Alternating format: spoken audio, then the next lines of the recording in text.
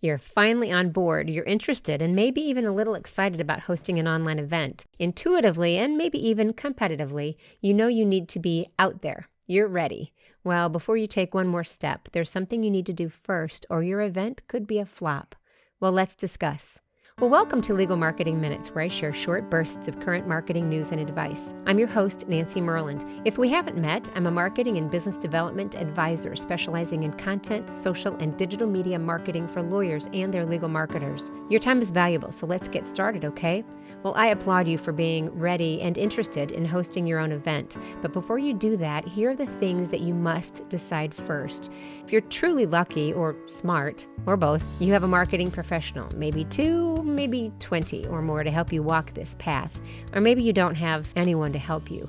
Well, either way, you're still responsible for thinking through this list I'm about to share with you. Don't worry about taking notes, as I will create a checklist for you that I will link to in the episode notes and related blog post, and I will mention it toward the end of this episode. Well, here's the list. The first thing you need to think about is you need to decide what your topic is. The second, you need to answer the question, why now? You need to decide why this is so important. Why is it timely? Number 3, you have to determine your goals for this event. Number 4, who will set, monitor, and evaluate the budget that it takes to pull off this event? Number 5, who do you want to attend? Number 6, who is going to present? Number 7, who will take ownership of this event? Number 8, who is going to follow up with your attendees?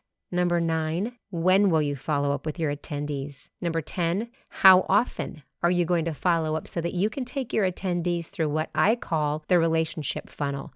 My last podcast episode referred to the relationship funnel, so I will mention it a little bit later, and I will link to that at the end of this episode for you. Number 11, how will you add value when you do follow up with your attendees? Will you be sharing another resource or offering valuable advice in order to demonstrate your expertise? Number 12, you need to decide what success looks like after holding this event and following up with your attendees. Success doesn't stop with the event, but after a series of follow-up contact. Number 13, who will measure these success factors that you just outlined in number 12? Number 14, who will host and schedule the debrief after this event so you can talk about not only success, but any part of your follow-up plan that needs to be altered, as well as what can be done next time to make it even better. I know this sounds like a lot, but your time, your money, and your other resources are way too important for you to ignore this process.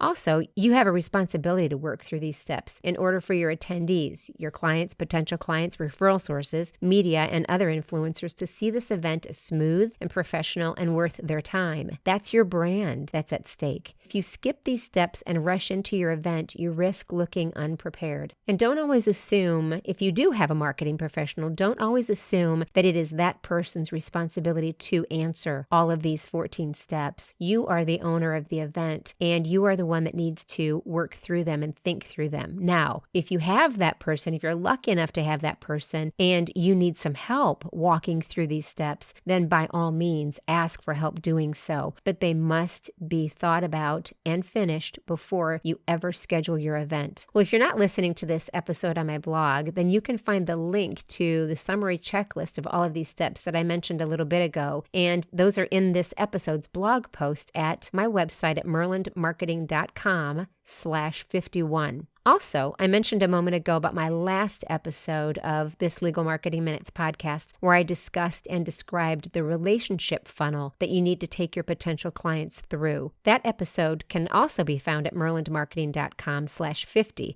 and it's called Lawyers, How Soon Should You Contact a Potential Client? You'll find it there along with a blog post explaining everything in detail in case you are more of a reader than a listener. Well, that's it for today's Legal Marketing Minutes. Please do me a favor and let me know your thoughts about this topic. If you're in a place where you can leave a comment, please do so, as hearing from you is a gift. You can always find me at myrlandmarketing.com, which is MYRLAND marketing.com. And there you'll find my podcast, blog, videos, and contact information. Well, thank you so much for spending a few Legal Marketing Minutes with me. I know your time is valuable, and I don't take that lightly, so I appreciate you spending a few of those minutes right here with me. Until next time, I'm Nancy Myrland. Take care.